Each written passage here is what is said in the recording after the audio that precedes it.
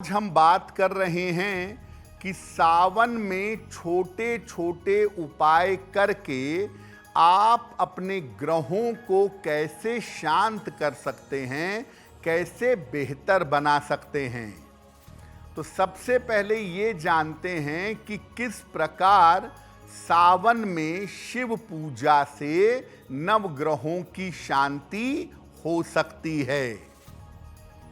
देखिए, भगवान शिव को सृष्टि का नियंत्रक माना जाता है, सृष्टि के कंट्रोलर हैं। उनकी उपासना से हर चीज को नियंत्रित किया जा सकता है। कोई कितना भी खराब ग्रह हो, कोई कितना भी गड़बड़ ग्रह हो, उसको आसानी से शांत किया जा सकता है। सावन का महीना बड़ा पवित्र महीना है, इसलिए सावन में थोड़ा सा प्रयास करके किसी भी ग्रह की समस्या को आसानी से दूर कर सकते हैं।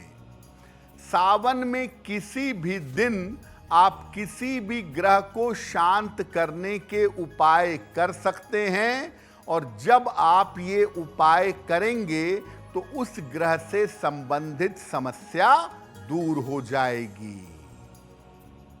सबसे पहले बात करते हैं सूर्य की। अगर सूर्य आपकी कुंडली में गड़बड़ है, अशुभ फल दे रहा है, तो सूर्य की शांति के लिए सावन में क्या करें? इसके लिए सावन में नित्य प्रातः जल में गुड़ मिलाकर शिवलिंग पर अर्पित करें, और शिवलिंग पर गुड़हल का पुष्प अर्पित करें।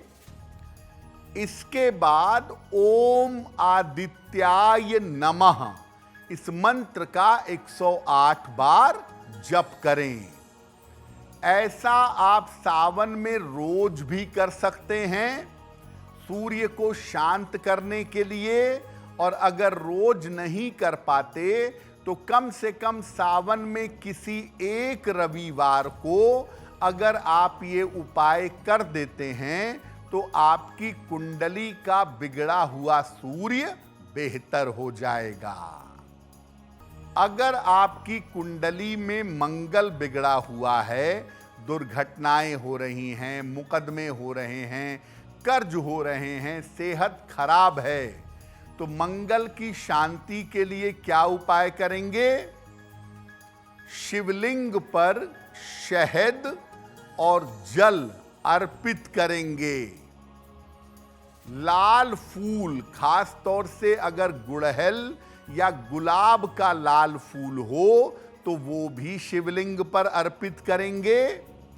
इसके बाद जो मंगल का मंत्र है, ओम अंग अंगारकाय नमः, ओम अंग अंगारकाय नमः, इस मंत्र का जप करेंगे। और इसके बाद कपूर जला करके शिव जी की आरती करेंगे। ऐसा सावन के किसी भी मंगलवार को आप कर लें तो मंगल ग्रह की शांति होगी, मंगल के नकारात्मक परिणाम आपको नहीं मिलेंगे। अब जानते हैं कि अगर बुध की वजह से जीवन में दिक्कत है, त्वचा की, ब्रेन की समस्या है, कान नाक गले या त्वचा के रोग हैं, तो बुध की शांति के लिए सावन में क्या करेंगे? शिवलिंग पर बेल पत्र अर्पित करिएगा।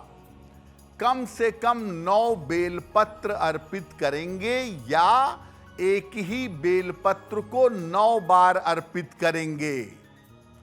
साथ में सुगंधित जल की धारा भी शिवलिंग पर अर्पित करें। जल में गुलाब जल मिला करके शिवलिंग पर चढ़ाएंगे।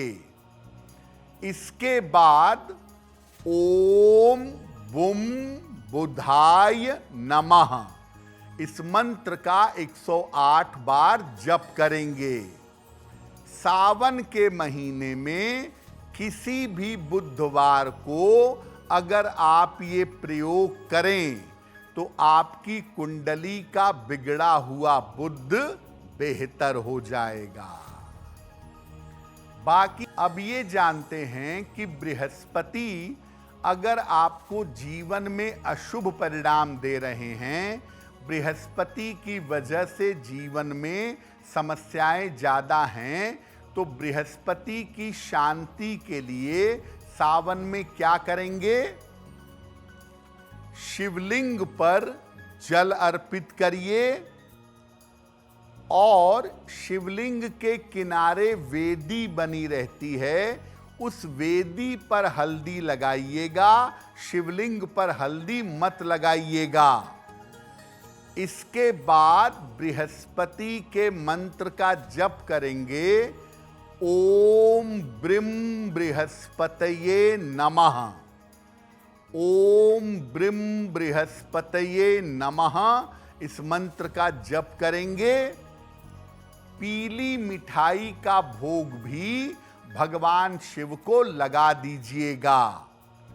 सावन में किसी भी बृहस्पतिवार को अगर आप सवेरे ऐसा कर लेते हैं तो बृहस्पति संबंधी समस्याएं दूर हो जाएंगी।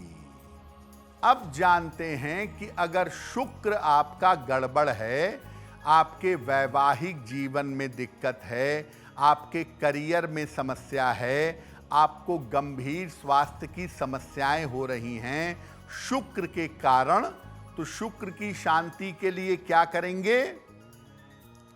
शिवलिंग पर जरा सा दूध, 1 चम्मच 2 चम्मच दूध और जल अर्पित करिएगा। सफेद सुगंधित फूल अर्पित करिएगा, लेकिन केतकी का फूल अर्पित मत करिएगा।